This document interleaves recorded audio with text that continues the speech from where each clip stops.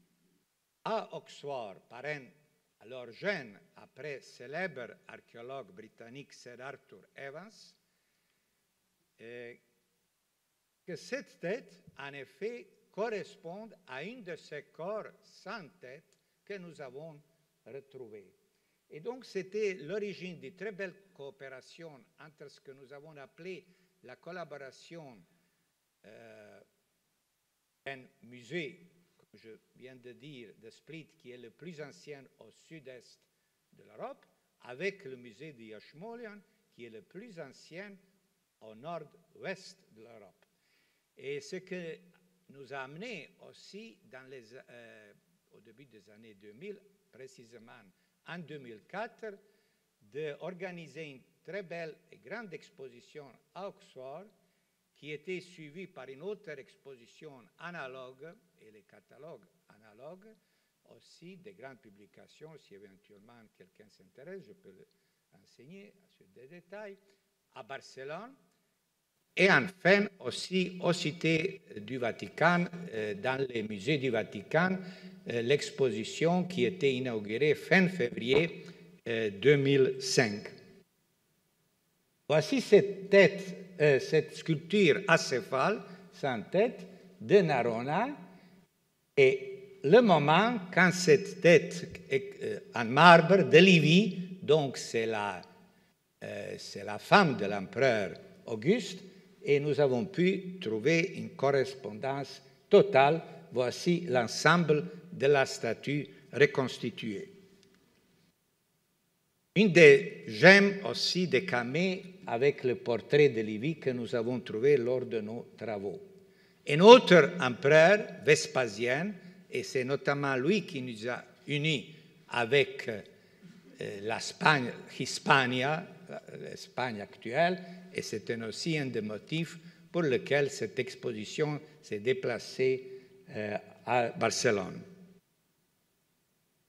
C'est le catalogue qui a été publié pour l'exposition de Barcelone. C'est un peu le résumé aussi de cette entreprise muséologique, parce que la découverte était suivie par la recherche, et les recherches nous sont amenées à publications scientifiques, et puis nous avons passé tout de suite aussi dès le début, et c'est pour ça que nous avons pu agir très vite, et déjà au printemps 2004, poser la pierre de construction d'un nouveau musée sur le site de la retrouvaille de cet ensemble du cycle statuaire, et cette pierre a été posée au début de l'été 2004 par M.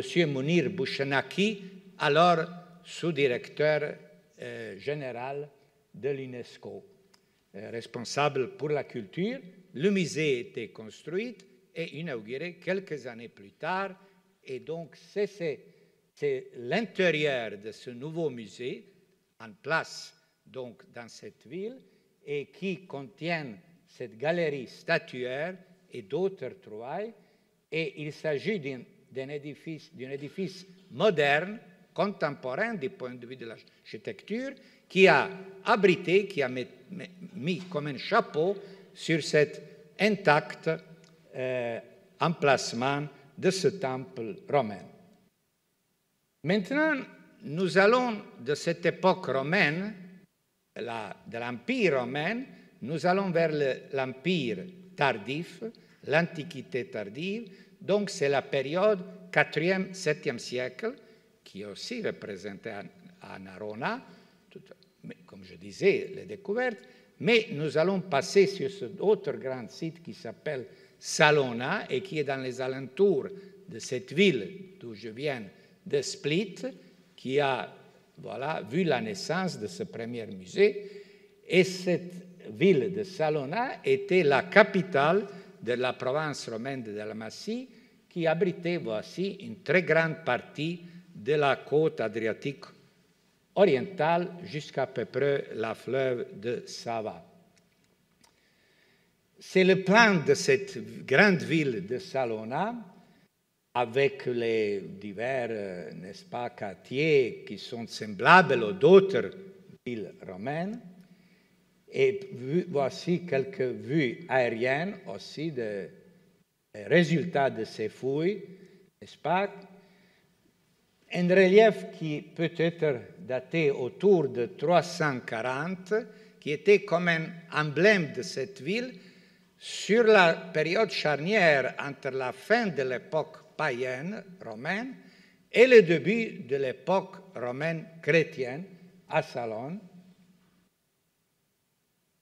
Voici en revue quelques photos de diverses inscriptions, parce que Salone est célèbre aussi pour ses inscriptions. Nous avons pour cette période 4e, 7e siècle environ 1000 inscriptions qui représentent en effet la plus grande richesse dans la culture européenne épigraphique de l'Antiquité tardive, parce que seule la ville de Rome, en toute l'époque romaine, dans toute l'Europe, n'est-ce pas, précède Salone pour le numéro de ces très importants et précieux archives sur les prières, nous pouvons dire. Et donc, je vous projette, pour avoir une certaine idée, rarement avec des portraits, parce qu'il s'agit maintenant du 4e, 7e siècle, une culture épigraphique très élevée, mais sans la figuration. Et rares sont, ça c'est de l'époque post-Constantin. Maintenant, il y a des symboles qui arrivent, des symboles divers. Ces inscriptions sont en très grande majorité, environ 90% en langue latine, une dizaine % en langue grecque. C'est une inscription de la construction de la grande cathédrale de Salone. Voici, vous voyez la date aussi, fin du IVe siècle. C'est une inscription avec la mosaïque qui est dans le baptistère, qui est à côté naturellement de la cathédrale, avec une psaume. Puis vous avez ces chapiteaux très caractéristiques pour le VIe siècle, produits à Constantinople et qui étaient exportés un peu partout dans la Méditerranée, aussi un certain nombre arrivés à Salone au VIe siècle. Puis certaines, je disais, quelques inscriptions aussi en grec, d'une certaine Bassa, vierge, de la religion manichéenne. Encore quelques photos aériennes pour démontrer l'ampleur. Ça, c'est un site très connu qui s'appelle, d'après le toponyme, Manastiriné, qui représente peut-être le plus complexe site du point de vue des couches stratigraphiques pour l'archéologie de l'Antiquité tardive en Méditerranée. Une inscription des dépôts de reliques, très semblable avec de multiples inscriptions pour des dépôts de reliques des saints, soit des apôtres dans l'Afrique du Nord. Ici, une inscription toujours de Salone qui nous unit avec l'Afrique, parce que vous avez il y a deux textes en effet sur ce sarcophage. Le texte à droite, le texte à gauche appartient à une femme, Honoria, et le texte à droite, toujours sur le même sarcophage sculpté, appartenait à un Constantius, vir clarissimus, qui a été proconsul d'Afrique. Vous voyez, il a pris sa retraite, il est venu à Salone, il a passé probablement un certain nombre d'années à Salone, et puis il était mort, vous voyez, le 6 juillet 375.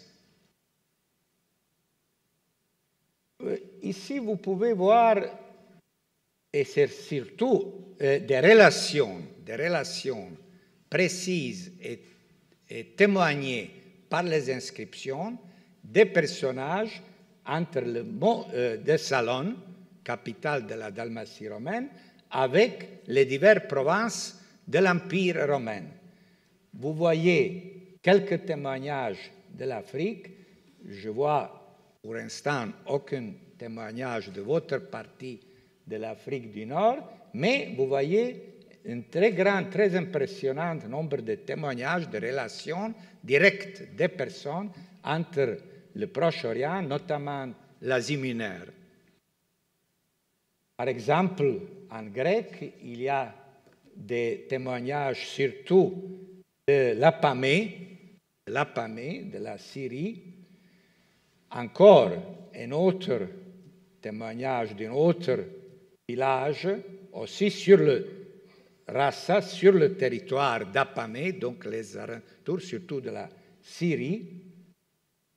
Et puis, vous avez aussi un témoignage de culte de Hagios Menas, toujours nous sommes au VIe siècle, donc de ce fameux saint de l'Égypte. Son culte était au VIe siècle, a traversé toute la Méditerranée et est venu aussi chez nous, disons, à Salon. Et vous avez divers témoignages, c'est une inscription qui vous donne un témoignage direct. Un martyr de Salon qui fait le passage entre Salon, début 7e siècle, et la ville de Split, où ce musée était fondé. Et la ville de Split a vu la naissance, a vu son berceau dans l'ex-résidence du fameux empereur romain Dioclétien, qui a bâti sa résidence, donc dans les alentours de la capitale de Salon. Et cette ex-résidence de Dioclétien est devenue le noyau de la ville de Split médiévale et a resté le centre de la ville jusqu'à nos jours.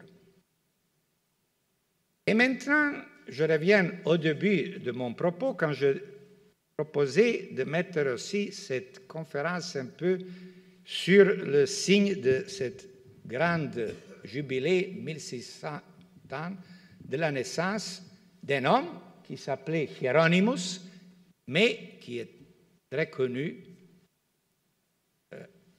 qui est devenu très connu, plus particulièrement dans l'Église chrétienne, dans l'Église latine, parce qu'il est devenu Saint Jérôme. Ce monsieur Hieronymus, en latin c'est un nom sacré, il était né à Stridon, et ce lieu, cette petite ville Stridon, était en Dalmatie romaine. Donc, il était dans le territoire que je vous ai présenté tout à l'heure et qui est le territoire de l'actuelle Croatie, une partie aussi de l'actuelle Bosnie-Herzégovine couvre la Dalmatie romaine. Mais il était né, donc nous ne pouvons pas dire exactement, et parce que les sources ne nous ont pas, ni les vestiges archéologiques, ils ne nous ont pas donné la possibilité d'identifier cette place, la topographie de cette ville. Donc nous savons que Stridon était en Dalmatie, qui était dans la partie nord-ouest de la Dalmatie, parce qu'il était assez limitrophe avec l'Italie et avec la Pannonie. Et donc, mais il a fait une très grande, nous pouvons dire, carrière, parce qu'il a voyagé, notre Hieronymus, un peu partout. Vous voyez l'Aquilée, Rome, Trèves, Antioche, Constantinople, la Palestine, l'Égypte. Et enfin, il s'est établi à Bethléem, où il a trouvé sa mort à Bethléem le 30 septembre. Bon, il y a certaines sources qui disent 419, d'autres, c'est pour ça la plupart des savants, même si ce n'est pas 100% sûr si c'était 419 ou 20, donc cette année, nous célébrons 1700 ans. Donc, Hieronymus ou Saint Jérôme, il a traduit la totalité des textes de l'Ancien Testament et la plus grande part du Nouveau Testament, la traduction en latin qui était appelée à devenir la Vulgate. Parce que cette œuvre a eu un impact majeur dans toute l'Europe, dans la Méditerranée et a posteriori, bien entendu, dans le monde entier, il est aussi considéré aujourd'hui par les Nations Unies, ce jour de la mort de Saint Jérôme et Saint Jérôme lui-même, il est considéré par les Nations Unies le protecteur des traducteurs, n'est-ce pas? Et donc c'est un symbole, c'est une personne qui va beaucoup au-delà de la chrétienté. Je vais conclure avec 2-3 réflexions s'il y avait un lien entre Jérôme et la Dalmatie au-delà du simple fait de sa naissance sur le territoire dalmate. Il n'y a pas de preuve s'il avait, dans un ou autre moment, revenu dans son pays du natal. Je vous ai énuméré diverses régions du monde romain où il a passé la plus grande ou la plus petite partie de son existence, mais s'il était revenu en Dalmatie, où il était né, nous ne sommes pas sûrs. Mais divers textes parlent d'une manière très très détaillée de la Dalmatie. Ils parlent des moines qui existaient, qui priaient le Dieu en Dalmatie. Et nous avons aussi les traces épigraphiques, notamment un épitaphe de 437 trouvé sur l'île de Brač, en Dalmatie centrale, et d'autres sites archéologiques qui nous permettent de supposer une très vive existence des communautés des moines en Dalmatie à partir du 5e siècle, ce qui va se prolonger à l'époque médiévale. Et ce texte nous permet un peu de croire qu'à une certaine période, non seulement de sa naissance, Saint Jérôme a passé aussi ou a traversé la Dalmatie. Pour étudier toutes ces questions, et aussi surtout, non seulement son culte, parce qu'il a sa figure et sa personnalité, elle avait eu un impact magnifique pendant des siècles en Europe en général. Il y a des centaines de portraits, des tableaux, des peintures, des chapelles, des églises, des sculptures consacrées à Saint Jérôme, un peu partout, en France, en Italie, en Croatie et ailleurs. Nous avons proposé donc d'organiser, et nous allons, j'espère, peut-être quelqu'un parmi vous souhaite nous rejoindre, le 22-23 octobre cette année, il y aura un colloque à Zagreb avec le titre Saint Jerome Throughout the Ages, His Cult and Monuments on the occasion of the 1600 ans de sa mort. Voici, mesdames, messieurs, en quelques passages, j'ai essayé de vous montrer un lien de votre part de la Méditerranée avec la nôtre. Nous étions la même civilisation, et quelques détails archéologiques et historiques qui peuvent montrer l'impact du territoire actuel croate, la Croatie du Sud, dans le développement de la culture européenne.